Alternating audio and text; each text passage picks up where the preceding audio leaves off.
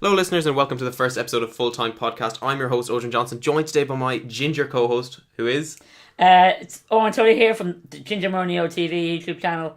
If you haven't watched my YouTube channel, it's mainly about football. I've done a couple of Q&As in there, and there'll be I have a lot of stuff in the works at the moment, so let's get this podcast on the road. Yeah, well, I guarantee most of the listeners are going to be from your channel anyways, considering I'm so unknown in this YouTube community at the moment. But I think you have about 2 subscribers. Yeah, that's quality.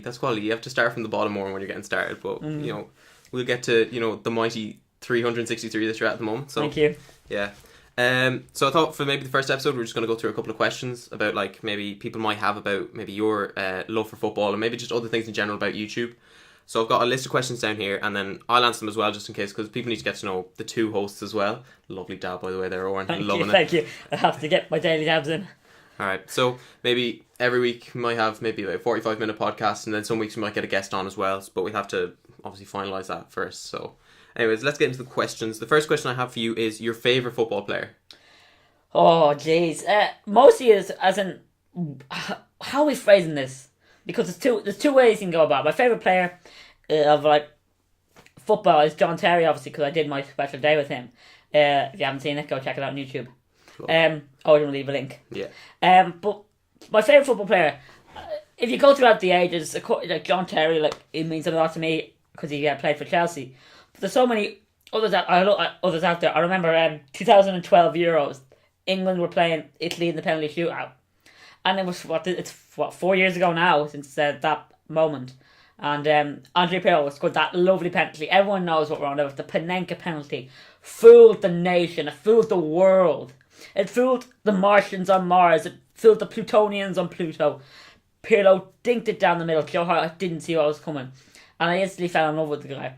He has the beard. He has the clothes. If you don't follow Pirlo on Instagram, follow him on Instagram. Because damn, he looks fresh.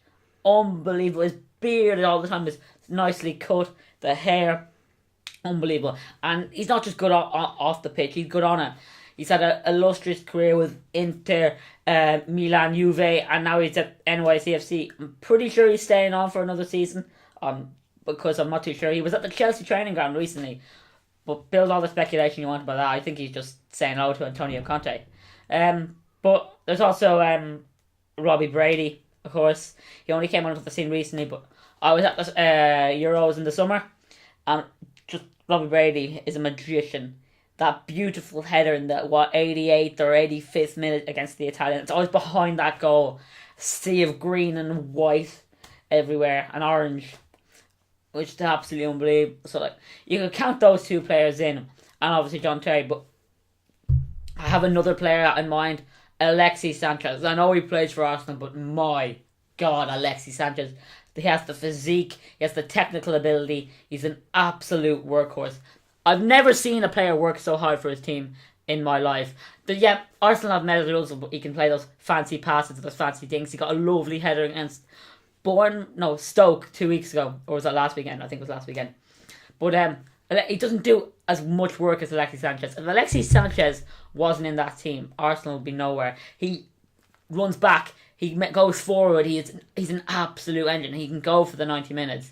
His contract is running down, but you can really see he cares for the club, So I've given you 4 players, so do what you will.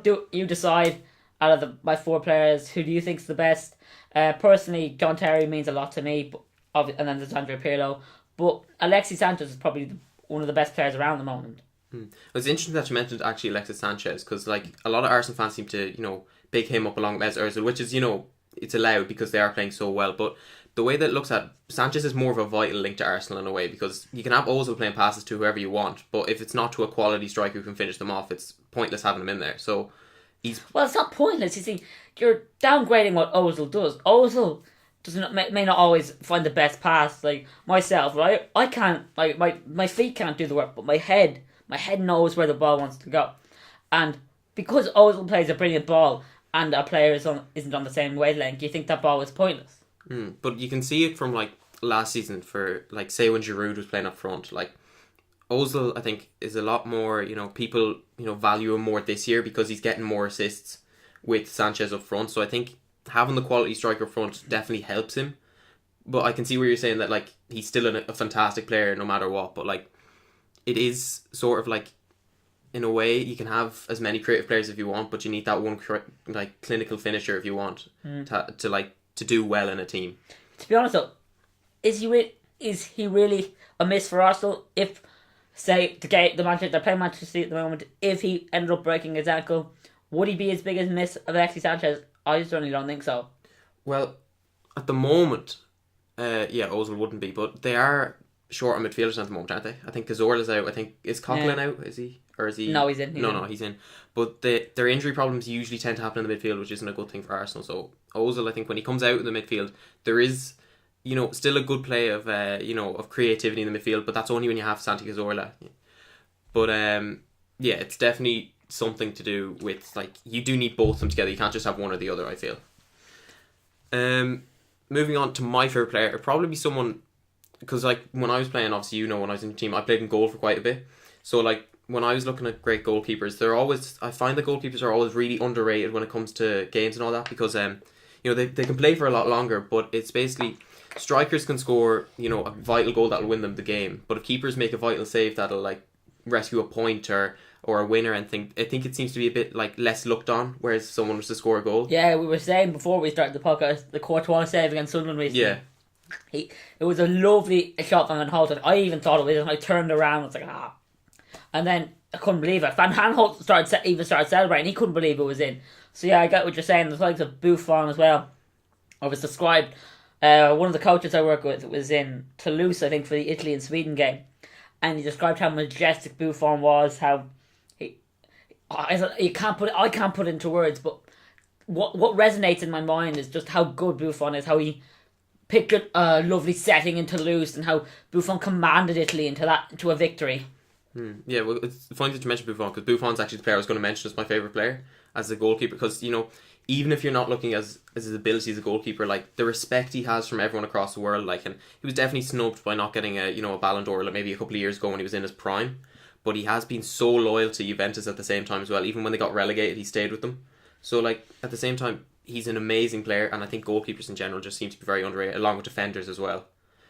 So yeah, we're getting to the next question now. It's you've obviously been to a lot of stadiums now. So what was your favourite one? Like you can count it either as you can probably factor in the atmosphere plus like maybe the structure, how well it was built or whatever. Well, to be honest, when you think of a stadium, you don't really think of the structure or whatever. You think about the memories you have at that stadium. When you go there, you think of how is this stadium going to give me good memories or bad? This stadium give me good memories or bad memories? What was the atmosphere like? And I'd have to go for Stade de France. As Ireland played their first game there in the Euro 2016, and just it blew me away. As in, I've been following Ireland for 2 years. Well, as in for the Euro campaign, like hadn't missed a home game, but I've been following way before that as well. But Ireland, it meant so much more to me to be there for my country instead of like a club or just a random match. It was unbelievable. It was just like I said again, a sea of green behind the goal, and when Fields of Athenry came on, your heart just exploded with proud to be Irish and Irishism or whatever you want to call it. But I love the Stade de France. It's so big as well, and it has so much history. And that Wes Hoolahan goal, the place erupted, and I mean erupted. It was like an earthquake had gone off or something like that. It was magic. I can't describe. As you can see, I keep repeating myself and how I want to describe it. You just can't describe something like that. A goal that means so much to it, not just to me, not just the fans that were in the stadium, not just the people in France, but all over the world and in Ireland, obviously. It was beautiful. You can see I'm struggling to put it into words. There's obviously Stade de France, the stadium in Lille where Robbie Brady scored that goal, obviously. But when you're thinking about it, is it more sort of like the occasions that were at the stadium rather than the actual stadiums themselves? The occasion helps it's the occasion as the atmosphere. If we're going by occasion, I'd pick that one. And then Belgium, like all the Ireland games, the Euros were great atmosphere because we knew we weren't going to do well. So same with Northern Ireland fans, right?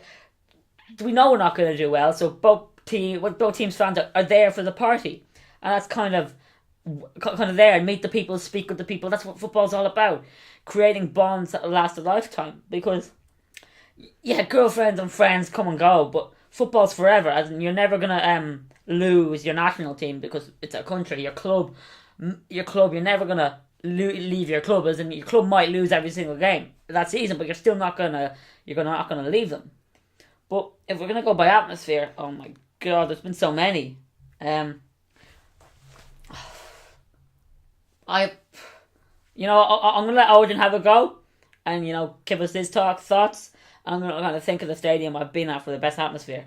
Yeah, well, I haven't obviously been to as many stadiums as you have, but I've been to a couple of the foreign stadiums as well, mainly in Spain because we tend to go to Spain during the summer. And actually, last year I had a great privilege of going to see Atletico Madrid play Alaves. So the Vicente Calderón is actually one of the greatest atmospheres you'll ever have in world football, in my opinion, from what I've seen. Because the players that are there, they're high quality players, but they're not on, say, some of them will be on the level of, say, the Real Madrid and the Barcelona, but they're kind of just a bit below that level, if you get what I mean. But the fans there are just always singing, even if they're down by 2 or 3 goals, they're always singing, they never stop, and it's amazing to see, because you could see when they lost in the Champions League final how much it meant to them to be there. Because if you can take your Barcelona's your Real Madrid, you can say their fans are passionate, but a lot of them are just there because they're tourists or whatever. But going to the Vicente Calderón, there's a lot less tourists. It's more passionate supporters that are there, and it just really makes the stadium what it is. I've come to the decision, right? It's not the stadium with the best atmosphere that I've been to has to be Crystal Palace. I've been there twice. Saw them play Liverpool and Man United there. Yeah, because I remember you mentioned that to me before about how great their fans were. Yeah, there's this one section behind the goal. I think it's the home style stand or whatever. That little corner where they're waving their flags. It's literally non-stop singing for 90 minutes. You'd think the whole crowd is there, the amount of noise they create. But there's one game that stands out for me in particular, the best atmosphere. I don't know what other derbies are like all over the world. I've been to Chelsea, Arsenal. That derby didn't have the same feel to this one. It's, of course, the derby's closest to home. It's the Dublin derby, Bows and Shamrock Rovers. I did a video on it a while back, and even not doing the video, I've been to 3 Dublin derbies so far in my life, and the atmosphere was unbelievable every single one. As in, there's non-stop passion and noise coming from both sets of fans because it's the biggest game of their season. As in, most teams would triple their crowd for it. That's how big a game it is. As in, no team in the world would triple their crowd for a derby game. It's just impossible. But that's what happens here. The crowd gets tripled. Everyone's up for it. Rovers and Bows fans come out of the water. It's incredible. How many actually just out of interest here? How many the Dublin derbies have you been to? As in just Bows and Shamrocks or just in general? Bows and Shamrock, Bows and Rovers. 3, I think. Just 3. Yeah, and they've always been amazing. Oh, even I remember this summer I was out just summer when Bows played Rovers in Tala. We went Bows went 1-0 up, and my god, the scenes in the way. I'm wearing glasses at the moment. They flew. They flew 4 or 5 rows down. It was unbelievable. We didn't even I didn't even get them back until Rovers maybe had scored, and then when Rovers got a penalty before all of this, and it was even more carnage. It's unbelievable. Going away to one of your fiercest rivals there's nothing better. There's no greater feeling. I've watched Chelsea batter Arsenal 6-0. I was at the Etihad just there 2 weeks ago when Chelsea beat Man City 3-1, but nothing will compare to that derby. And Bows were beaten 3-1, but just the passion there was real because, like Odin was saying, sometimes you get tourists going to the ground. I don't like labelling them tourists because when people spot someone who doesn't speak English or whatever, he's labelled a tourist. He could be a fan coming over for the game, right? But, no, but when I was saying, I meant when Barcelona and Real Madrid obviously do attract a lot of tourists to their games. And I feel that the atmosphere isn't as great as say the likes of Atletico Madrid. I wasn't labelling people that if anyone else who was from a foreign country came to watch Real or Barca weren't exactly fans of the club. It's just that the majority of them don't tend to be. Yeah, I know where you're coming from. Yeah, but I do get what you are saying. But the tourist, but I don't like the label. I feel it's kind of downgrading. But here you don't get that type of fan. You don't get that type of fan that here I'll describe them as Instagrammers or Snapchatters, right? That's what they are. Instagrammers or Snapchatters who want to impress their friends or impress the people on Snapchat or Instagram that they've been to this game. But that's not the case at the Dublin Derby. Yeah, I do my vlogs, but I think that's different because I'm there to support the team as well.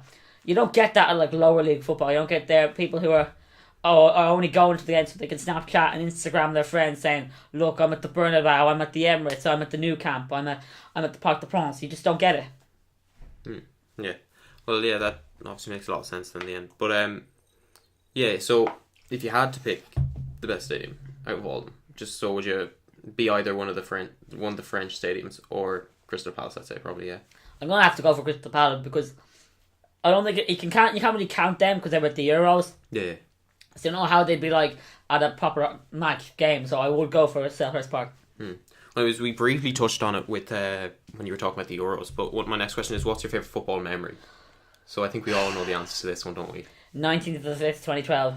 2012. All right, so Yeah. you're not going for the 2016 Euros. The day Chelsea won the Champions League final. Oh wait, well that's understandable. Always be the greatest day of my life. If I have children, if I get married, that will still be above it. 19th of the 5th, 2012. It's marked. It's tattooed on every Chelsea fan's brain. The way we won it, the way we battled through the group stages, barely getting through with a 3-0 win against Valencia on the last day. We had to battle through against Napoli, coming from 3-1 down in the first leg. It was just a consistent battle, and somehow we did it without our captain as well. I couldn't believe it. I was nearly in tears when Thomas Muller scored, and the person beside me was just like, no, we're going to win it. We're going to win it. As in, like, he had full belief we're going to. I was just like, no. And a lot of you don't know me, right? If they do know me, I'm an eternal optimist. I believe Chelsea are going to win every game. We believe Ireland are going to win every game. And we believe Bows are going to win every game. That's just how I am. I believe anything can happen. And if it does happen, it happens for a reason. Like I took Origin was going to apologise for his phone beeping. Oh yeah, I thought I turned it off, but obviously not. That was poor on my part. Anyways, what were you saying? Anyway, so yeah, it was so unbelievable. I was nearly in tears. I couldn't believe we'd done it. That Drogba penalty, and Martin Tyler described it so well. He's done it. The greatest night in the history of Chelsea Football Club. They have found the Holy Grail. Yeah, I think Martin Tyler has always been someone who made, like, you know, good goals, great goals. Like, I think that's what the same with all commentators. I think they always get kind of, you know, underappreciated, because you have commentators now who are so boring and dull. Like, for the example, like Michael Owen, like, he is one of, like, he's the most monotone commentator I've ever heard in my life, and you almost get bored watching football even when it's a good game. I think he came out with something like, if they don't score, they usually don't win, or something like that. Yeah, it was about Man City. I remember that. It's like most of the commentators that get the jobs are only getting it because, you know, they've been past footballers for big clubs. Mm-hmm. And even Michael Owen at that wasn't amazing when he was good at the beginning of his career, but I think injuries kind of hindered him, so he wasn't as great as like, I think it's just because he's English. I think he even came out and like slagged off Zlatan Ibrahimovic, saying, "Oh, my goals were worth more because I was on a quarter of the wage." Yeah, I was on quarter wage, but Zlatan Ibrahimovic was on a free, and I know Michael Owen was on a free, but Zlatan Ibrahimovic was a better player. Yeah, he's still in his prime at the moment. So you know, Michael Owen, I think you can shove that up your arse, to be honest. No. Zlatan Ibrahimovic is one of the greatest players in the world. I'm sorry I didn't mention him earlier on, but he is. And Michael Owen is trying to kind of compare himself to Zlatan. No way. Zlatan Ibrahimovic has won French league titles, Italian league titles. He's won Italian cups, French cups, Swedish leagues, Dutch leagues. What's Michael Owen won? A Premier League. Is that about it?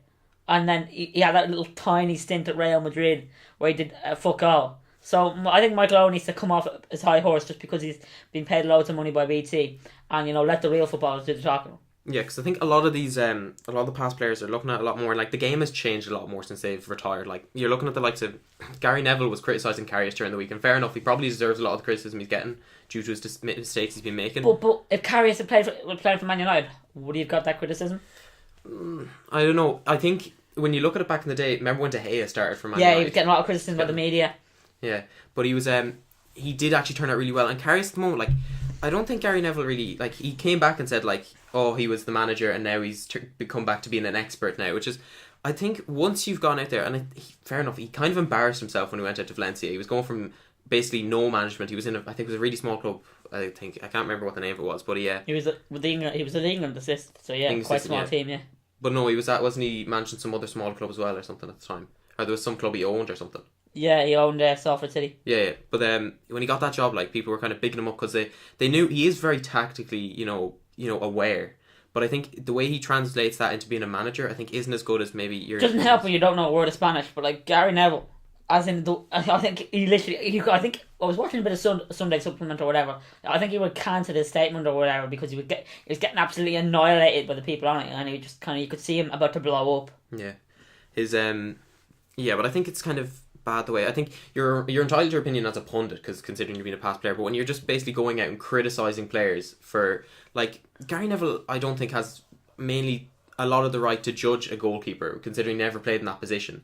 A lot of the time I think, like, if you're getting someone on who's going to judge a goalkeeper, have someone like David Seaman or something come on and talk about it, because he at least he'll know something about the position. It's all well and good, like, people coming on and giving their opinion, but if, like, Gary Neville's judging him on his positioning and everything, like, he'd never played in goal. Yeah, get someone like you were saying, Seaman, Schmeichel, all these players have retired and, like, know the position better than Gary Neville. If you want to know how to be a right back, ask Gary Neville. If you want to know about Manchester United, ask Gary Neville. Passing, Gary Neville, but goalkeeping, he can fuck off. Yeah, I think there's a lot of I think commentators have been making a lot of mistakes recently. Like, there was a thing, wasn't it, Teddy Sheringham said Alexis Sanchez wasn't world class because he hasn't carried Arsenal to a title. Let's be fair, like, if you're looking back at it, when Teddy Sheringham was playing with Blackburn, he didn't carry them to the title. It was that team in general that was extremely good. With, like, they're two strikers.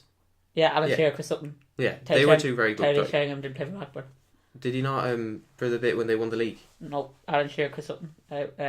He might have played, but I'm pretty sure he was at Blackburn when they won the league. Was he not at Blackburn when they won the league? Might have been, I can't remember. But at the same time, like, people consider Alan Shearer to be a world class striker, right? Yeah, we're gonna. By the way, I'm just telling you, I was just gonna keep talking. We're just gonna settle this now. See when did Teddy Sheringham play for Blackburn in the I want to look at this. No, sorry, I meant to say Alan Shearer. But anyways, what's called the whole thing about it was it came out and he said, oh, this guy isn't Alexis Sanchez isn't world class because he hasn't brought a player, he hasn't brought Arsenal to the top of the Premier League and won the league with them, which is kind of bad for him to say, because if anyone has watched Alexis Sanchez, it's so clear and obvious that he's a world class player. He's definitely in the top 20 if not the top 10 players in the world at the moment.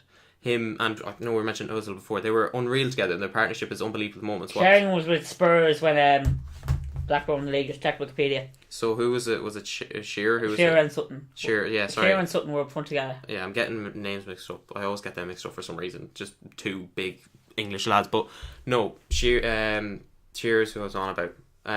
He was the one who came out. Sorry, I'm getting my facts mixed up already. It's a great way to start the podcast, isn't it? It really is. Just getting not even verifying points before we do it. By your co-host. Yeah, so I know it's going to come back and bite me in a couple of podcasts when I make a statement about someone. So, like, sure, he didn't even know who was playing for Blackburn at the time. But no. In all seriousness, though, pundits, they're entitled to their opinion. But if they don't, as we were saying about Gary Neville, if he doesn't know what goalkeeping's about, why is he commenting about it? And the same with Shearer as well. Like, he obviously was a really good player back in the day, and a lot of people would consider him world class. So if Alexis Sanchez isn't world class, then I don't consider Shearer world class. But Shearer won the league with Blackburn. Shearer won the league with Blackburn, but to go to a team, to Alexis Sanchez, with, as you and I mentioned before, if Alexis Sanchez wasn't at that team, they would not be where they are right now. He's been vital to that team. It's like looking at I think he said Aguero was the only world class player in the league. Oh, he did. What bollocks was that, man? That's the stupidest thing ever. As in, Alexis Sanchez, right? Alexis Sanchez is absolutely, like I keep saying, I said this earlier on, right? Alexis Sanchez is world class. He's an unbelievable specimen of a man. His strength is unbelievable. His goals he gets, he's unbelievable. Persists. He carries that Arsenal team. It's actually unbelievable. As in, he does everything for that team. I was at the Emirates, right? Alexis Sanchez was unbelievable. Forget Messi. He may have not got the ball, right? He may not have done anything, but he showed his commitment by running back, running forward to do everything. I'm pretty sure he assisted the second or third goal. But that's the type of player you need, right? Ozil doesn't do a lot of this tracking back. He's kind of like Hazard. He's like, oh, and Mata, right? When he was at Chelsea, like, I don't want to track back. I'm here to create goals, not help defend. Well, that's a crap attitude. Yeah. If you have the attitude like Alexis Sanchez and willing to put your heart and soul in it for the team.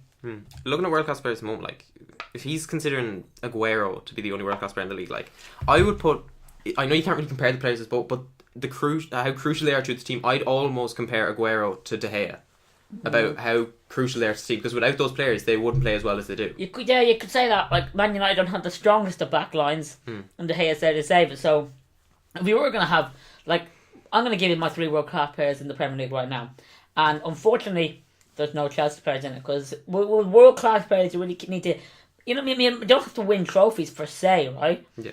But you have to keep consistently doing well. So it's probably De Gea, Aguero, and Alexis Sanchez. I think Hazard is still up there. He's up in the mix, but he needs to, you know, still work harder again and not like let his form slip. I know he was kind of injured last year, but still. But I think the thing about Chelsea is looking at like the Chelsea squad, like there you can say Hazard's like a stick out player or Costa, but the team in general is so well balanced in their ability on the ball. It's the same with Liverpool as well. They're really like, you know, consistent all across the line, and you can say that. Yeah, like with Liverpool they have Coutinho and Firmino, and like Chelsea they have Hazard and Costa, but then none of the players really stick out. It's just they, like you said, they're a well balanced side. They work well together. Yeah, because I think Liverpool, you can even if Coutinho goes out, like I know they had a couple of slip ups there, like against Bournemouth, and but even with Coutinho out, they're still a really class team to watch. Like they're still unbelievably good. And it's like if we were to lose Costa, I still feel that if Batshuayi came in, we'd be winning it. Maybe not by the score lines that like the 3-1s or the 2-1s. We've only won the last 3 games. Chelsea I know we can kind of 4-0. scrape and wins out with that, but at the same time, I think if Costa was to leave, we'd still have enough backups in order that the team would be still amazing. Yeah. So that kind of leads in nicely to think that best player in the world at the moment. That's the thing. Messi. Actually, we can literally just leave it at that. Messi. Yeah, but actually, I won't leave it at that because I want to go in because I actually have points for this. So right. This is going to be these are proper stats now for anyone listening. I'm not, you know, just saying absolute rubbish. But I looked this up and it was like through the 2016 year. In Messi's 61 appearances, he's got 58 goals and 32 assists, which is, you know, amazing. Yeah. And Ronaldo's got 56 appearances, 52 goals and 70 assists. And you can argue he's got less appearances, but the amount, like, the assist ratio is just completely different compared to, you take it there. Yeah, but, like, the assist, if you look at the assist ratio is 17, but Messi's got 32. Yeah, because, like, there's such a difference in comparison to Ronaldo and Messi. Like, I honestly think Messi's the best player in the world at the moment as well. But looking at it, like, I think Messi was snubbed for that Ballon d'Or this year. Messi was snubbed for the Ballon d'Or because Ronaldo won the Champions League and Ronaldo won the Euros. That's it. If France had won that Euros and Atletico Madrid had won that Champions League final, like I believe they should have, you wouldn't you wouldn't hear his name in it. Yes, Ronaldo's a great player. Don't get me wrong, but still, I think Messi's just a few years ahead of him. Yeah, I think it's the media as well that kind of builds it up, and a lot of people when they're voting for who they want to be the Ballon d'Or winner, I think they go based off the media because these people are voting, like they aren't watching every single game, like analysing his stats and everything, like. But I think if you look at it in this way, if France had won the Euros and Atletico Madrid had won the Champions League, do you think Griezmann would have won the Ballon d'Or? I don't think he would have. I think probably. Do you honestly think though? But look, he kind of like he didn't carry France per se, but he got a lot of crucial goals for France. He got a lot of crucial goals for Atletico Madrid, and I think he might have won the Ballon d'Or. Yeah, but if you're putting it that way, I think Griezmann would have a good shout against. It would have been Griezmann and Messi. Griezmann would have finished. Wouldn't have finished third. Would have been a really tight vote between the two of them. But because you see, if he'd done that, that would have been Atletico Madrid's first Champions League. I'm pretty sure. Might be their second. I'm pretty sure it's the second actually. Yeah. And France would have won the Euros on home soil. So if you had that guy right, that did both of these things, I think that's up above like winning a Liga. Yeah, but even like looking at it, like people always argue that the Ballon d'Or is like an individual prize for an individual player who's been amazing. Like, and you can argue that for Griezmann because he was the highest scorer in the Euros, and he was, you know, obviously unbelievable for Atletico Madrid as well. Like, Ronaldo, I don't know, like he wasn't that great in the Euros. If you look at it, like at the beginning he was in the group stages. I think he had that one really good game against Hungary. But like in the final, if it wasn't for Eder scoring that goal, Ronaldo wouldn't have won the Euros. Ronaldo got injured as well. Yeah, so he was only on for about 10 minutes. But you can't. Ronaldo's more than a player to that Portugal team. Ronaldo's kind of he's their anchor, he's their leader, he's their captain. Ronaldo's. I know he doesn't do I don't think he does as much work as Alexis Sanchez tracking back. But Ronaldo is a key pivotal part to Portugal. As in, I don't know. He's like a star, right? Baby Jesus, right? They're all attracted to the star. I'm not comparing Ronaldo to Jesus or anything, but the star attracted everyone and linked everyone together. That's what Ronaldo is. Yeah, but the Ballon d'Or isn't really like you can be good off the pitch. Like players like John Terry are good off the pitch with the Chelsea dressing room and all that, and like, but at the same time, the Ballon d'Or is basically just like how many goals scored, how many assists. It should be like that. And if you're looking at it, Messi clearly wins that, and I think and he did actually win a good few things. He won the La Liga. He won the Super Cup, which is, you know, it's all right. It's kind of like a community shield for European teams, but he still won it. Like, and I think he won 4 trophies last year. I can't remember the other 2, but he definitely won 4.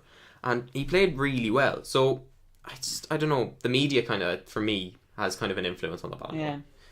Yeah. Let's get into the next question. So, best club in the world at the moment? There's 3: Real Madrid, Bayern Munich, and Barca.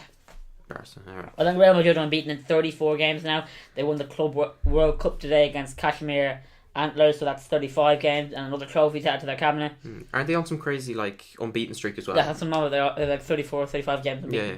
It's mad. And then Bayern Munich have been good. They were a bit rust. They had a bit of a scare when they lost 1-0 to Borussia, and then they lost to Rostov as well 3-2 in the Champions League. But they are starting to find their form. Yeah, but you see that it can happen though. Yeah, big team like Bayern Munich, they're expected to win every game. And the only reason why there's pressure on them is because they're Bayern Munich. If Bayern Munich weren't the superpower of the club they were today, there wouldn't be really a lot of pressure on, say, losing one game on a Wednesday and then a couple of weeks later maybe losing another game. That's just, one off. Yeah. But when you're Bayern Munich, it's more than that. Bayern Munich have won the Bundesliga for the past four seasons.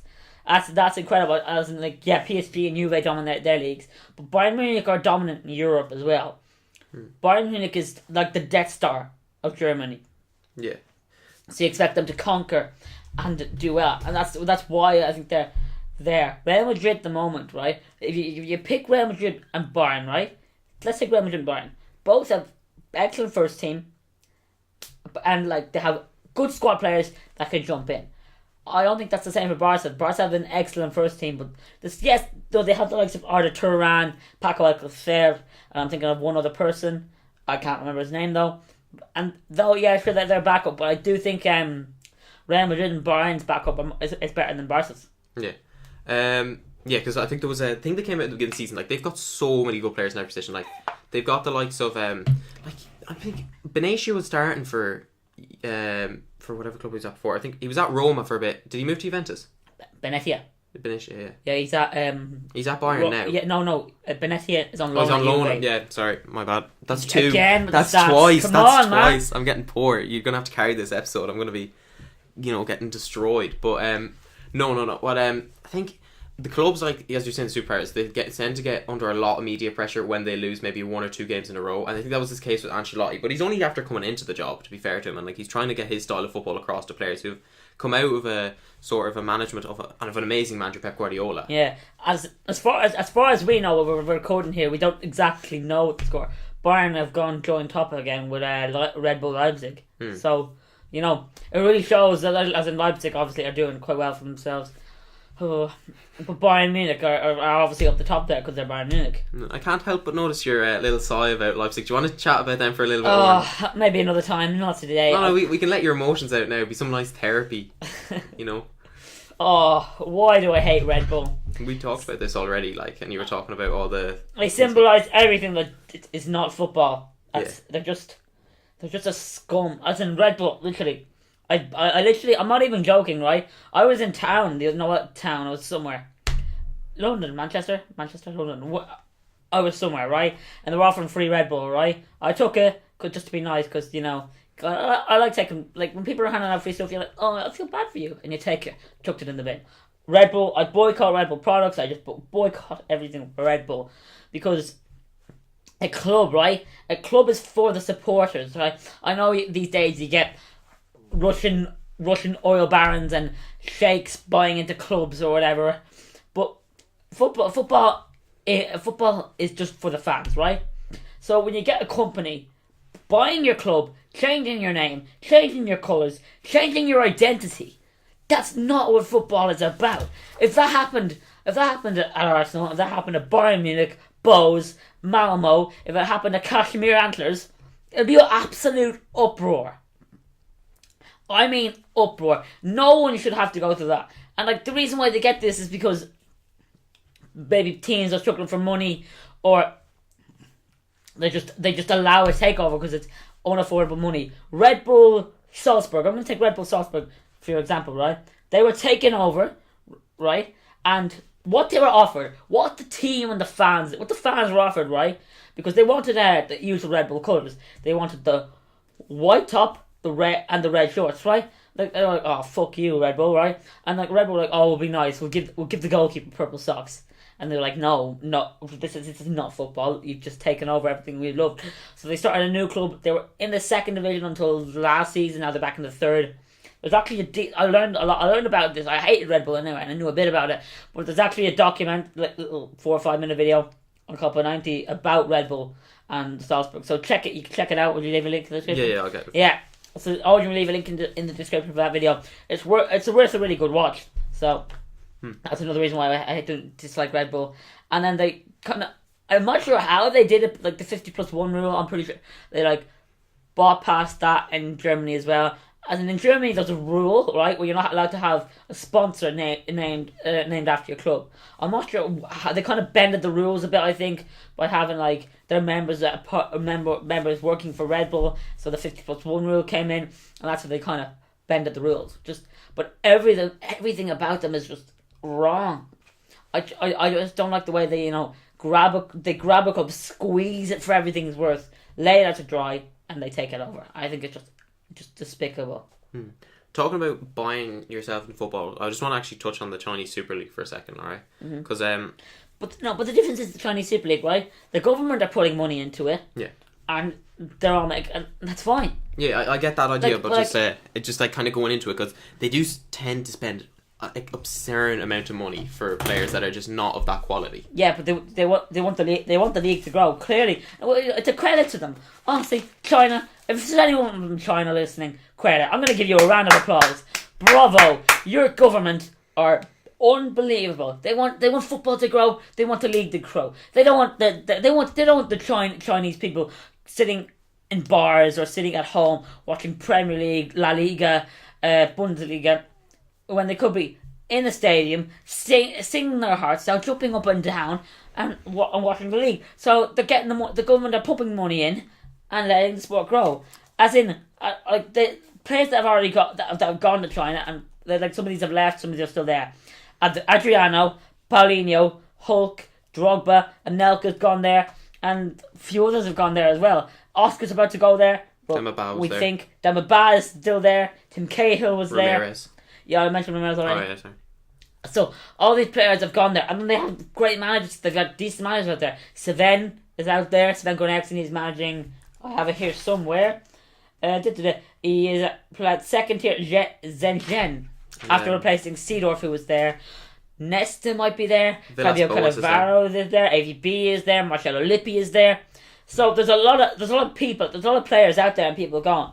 As in, there was actually, I was looking up before we did this, in the South China Morning Post, right? Tevez has been linked with Shanghai Shenhua. Now, I don't know how true this is because I'm pretty sure this was just reported after the Super Classico where he got 2 goals in a 4-2 defeat of River Plate in the Monumental. But and there was some rumours talking about he might get 40 million a season or whatever, but that's just not the case. There's also Cavani could be going to a newly promoted team. I can't pronounce their name. It's like Quanjian. So it's I think I don't care. Obviously I do care, but I think it's great the way they're doing it.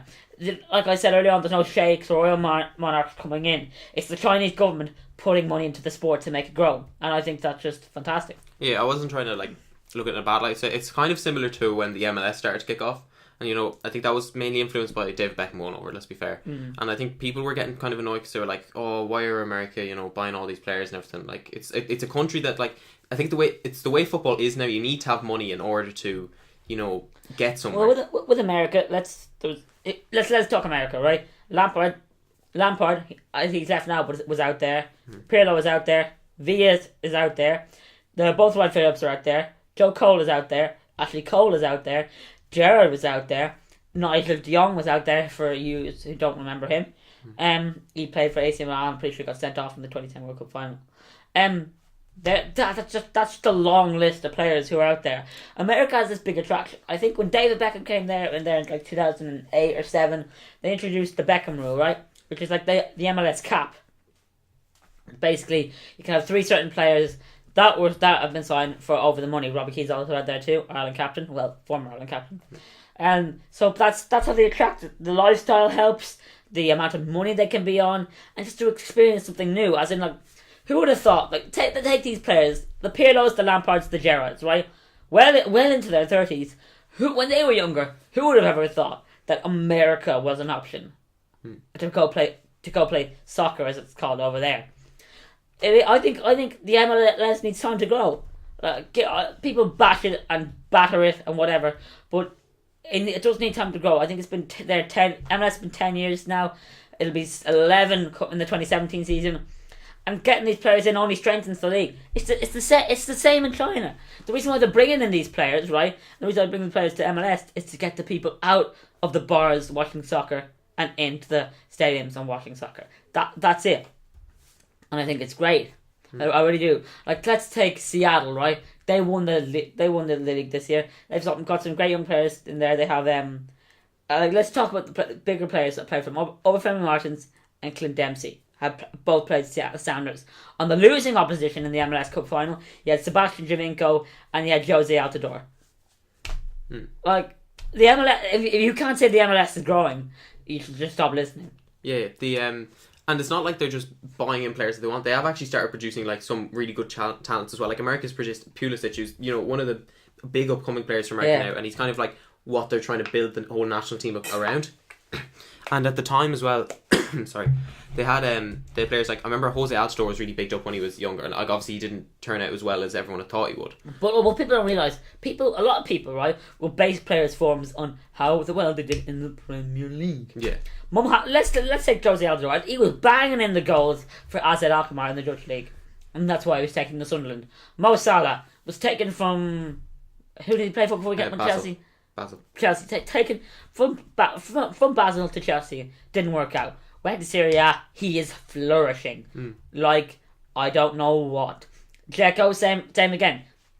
He was alright in the Premier League. He did well in the Premier League, was out of form. People were like, oh, Dzeko was shite now. He went to Serie A and now he's starting to pick up his form, doing well. Top goal scorer at the moment. Exactly. So a lot of players, just because they fail in the Premier League, doesn't mean that your dreams of a football are dead. That's one thing, right? I need to get across to people, and maybe on this, it won't get through as much in this because you're all listening and taking in different things. Here in Ireland, you have the clubs, the junior clubs seem to have the mentality of it's Premier League or you're fucked.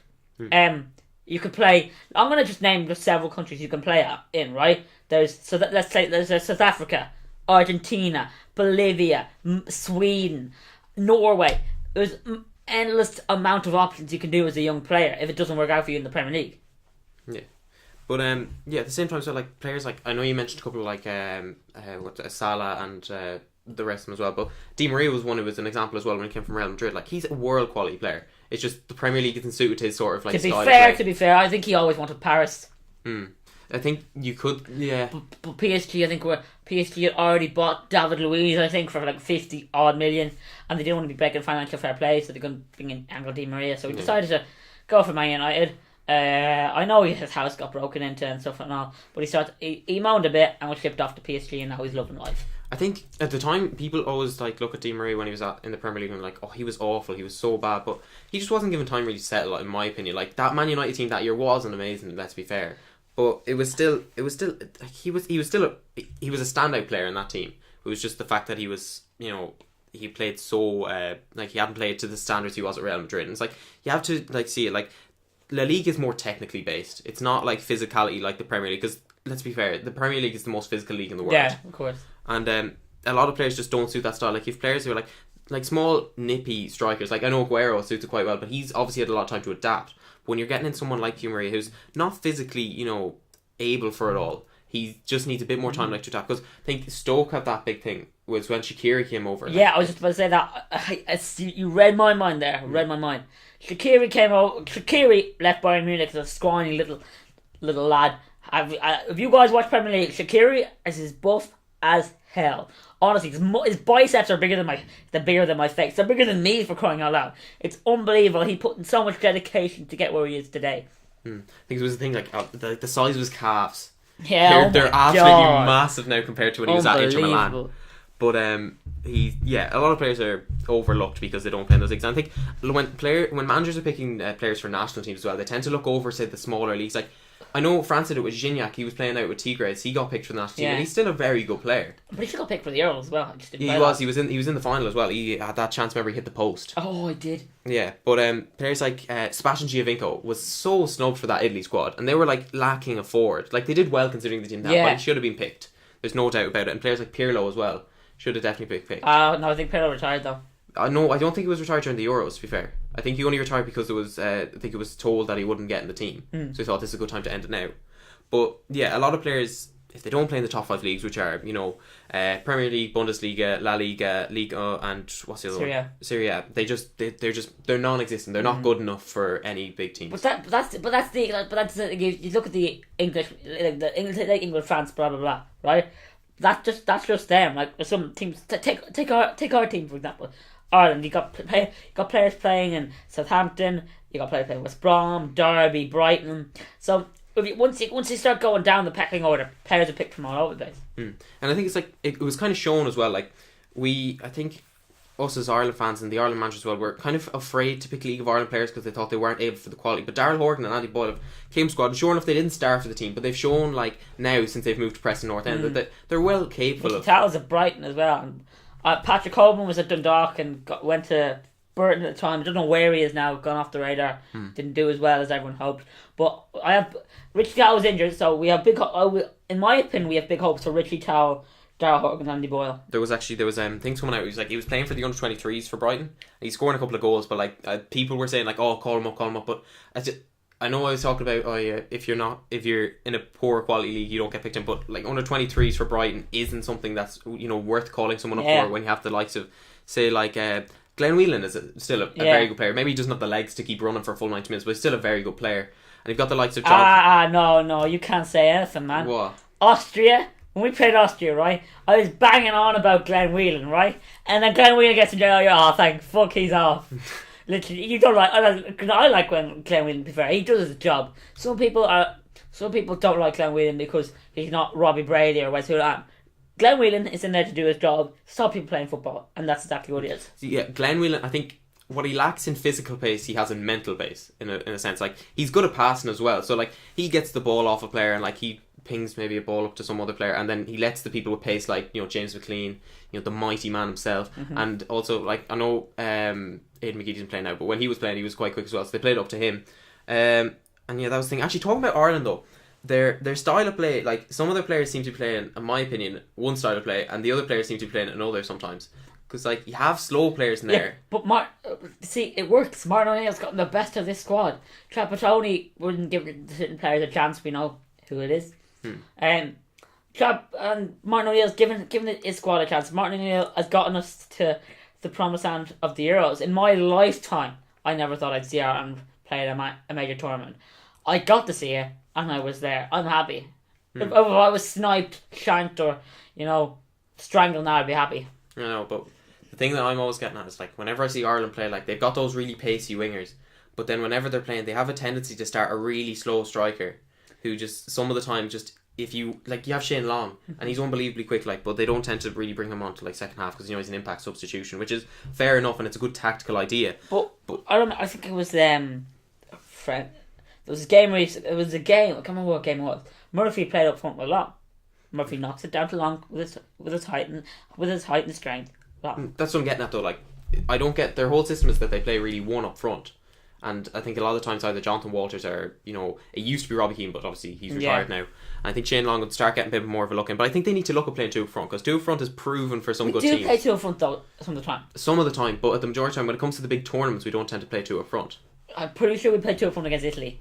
Yeah, but see what the difference made. When we played against Sweden, we had one up front, we managed to draw that game, which we probably arguably should have won. Belgium, we played one up front, we played poorly, extremely poorly. We didn't play poor. Belgium were great.